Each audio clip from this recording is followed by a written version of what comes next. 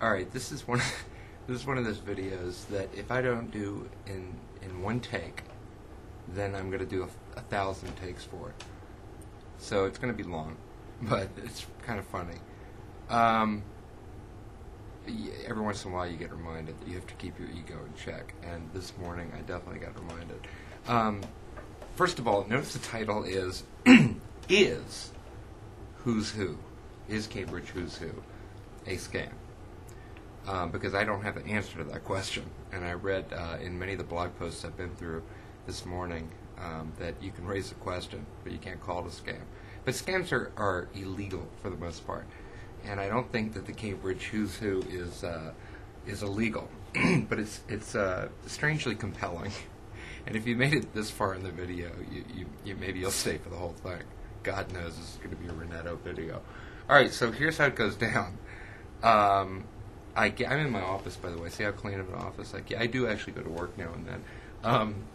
I get an envelope right in the holidays from Cambridge Who's Who. Beautiful, And so I've been invited to be in the Who's Who. So I fill it out. It's the holidays, and then I start getting calls from Cambridge. Now, the fact that they were calling me and calling me again should have signaled. Red alert. But it didn't. Right? So just go with me here. And I don't need anybody telling me that I'm a big sucker. I'm doing this because, see, this is a beautiful thing about online video is you can hold things accountable. You can see the reason that confidence hoaxes, scams exist is because people aren't brave enough to stand up and say, yeah, I've been suckered. Or at least almost suckered. But I'm going to do that. And if I fall for the Nigerian scam next week, by God, I'll be right up here telling you about it. So you can save yourself the time, money, and embarrassment. And if you've been scammed, you should also comment. Own up to it. Let other people know. Then these scams can't persist. All right, so then I get these calls and calls and calls, and they want to schedule an interview. All right, which also should have struck me. See, we're going with the bigger red alert there. And by the way, these calls are coming through private. And they're coming with greater and greater frequency. And sometimes I'm like home, and the home number will ring, and then the cell phone will ring. And that's when you know that, somebody's really trying hard to reach you. So finally, I cede to an interview with the Cambridge Who's Who. And I know they're going to try to upsell me a book or something. And so I'm driving into work this morning in my Cambridge Who's Who interview. And a nice old fellow, I'm not going to slander him by using his name in a video. Let's call him George. I really did make that up. I think it was Craig. So he calls me up, and he sounds really professional. He's like, like he's read my bio, and he's like, okay, yeah. So tell me about yourself, and what is it that interests you in being in the Who's Who? And I'm totally, falling for the whole thing, and I'm not really paying attention. I'm driving, so that's I'll use that in my defense as well. But I'm thinking, okay, so I'm going to get listed in Who's Who. I'm going to be somebody. And part of the motive was that I just wanted to be able to make a video where I said, I'm in the Who's Who. Like Steve Martin did with the phone directory in The Jerk, the movie, aptly titled. The guy keeps interviewing me, asking me questions and stuff, so I give him all this information. And, the whole time, it's a free service, right? It's free. And he's talking about the fact that there are 25 million people a year that check in on this website, and there are 250,000 members, and he's credentializing Who's Who from left to right. But already in your mind, it's Cambridge, right? It sounds important. It's Cambridge. So it's got to be big. So I'm getting this uneasy feeling, right? And then he starts talking about 2 different packages they have. Now, I don't even remember how we got from free to the alternative of 2 packages. Now I'm driving, I'm lost, right? So he throws out a $700 package or a $500 package. I'm like, what? What is this for? But then he says that they're going to be free plane tickets involved.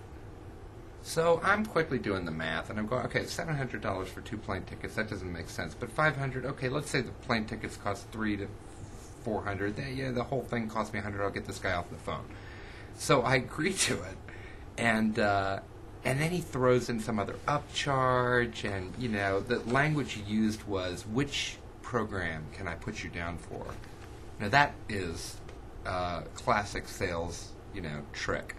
It's the puppy dog close. It's the presumed close, I think they call it, and that should have also been. That was now we're getting in sort of level. We've gone from Amway to dangerously high in the pyramid scheme.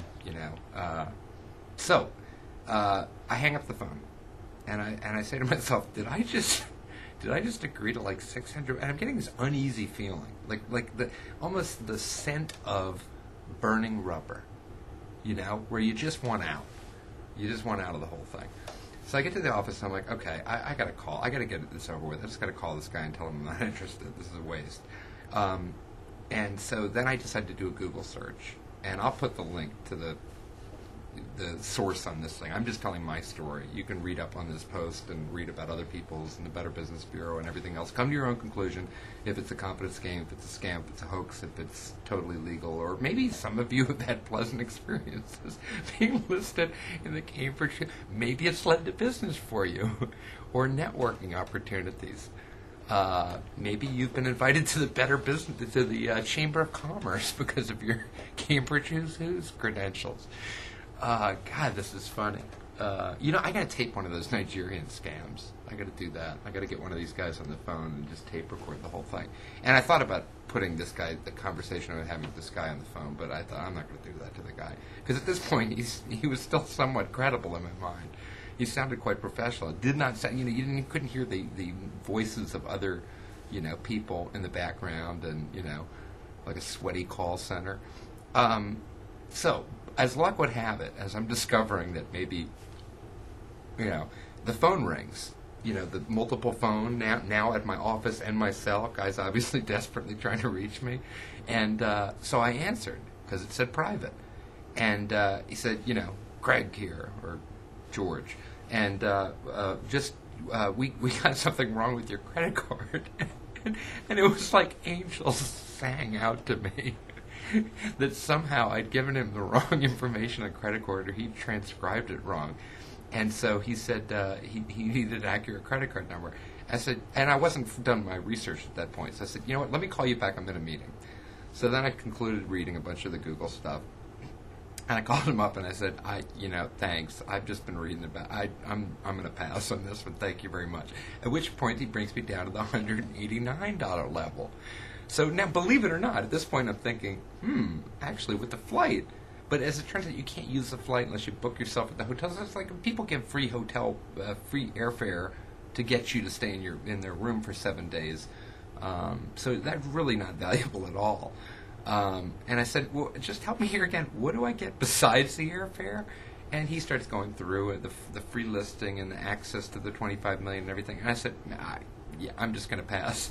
And now it gets to total red alert. He says, well, I think that'd be a really bad idea. And at that point, I don't know. I think I kind of blanked out.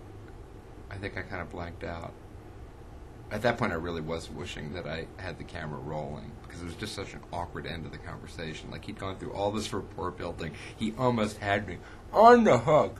But by good fortunes, the credit card number screwed up. Now, it's entirely possible, and I do fear this, that I've given him enough information that he's still going to run my credit card and never stop.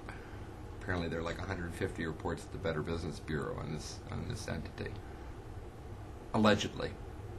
I did not call them a scam or a hoax. I'm just saying it was a very interesting morning.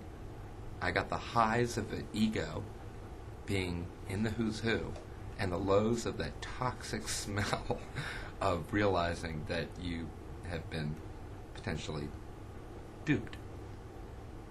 And do you feel duped now? That you sat through this whole story and it really had no culmination?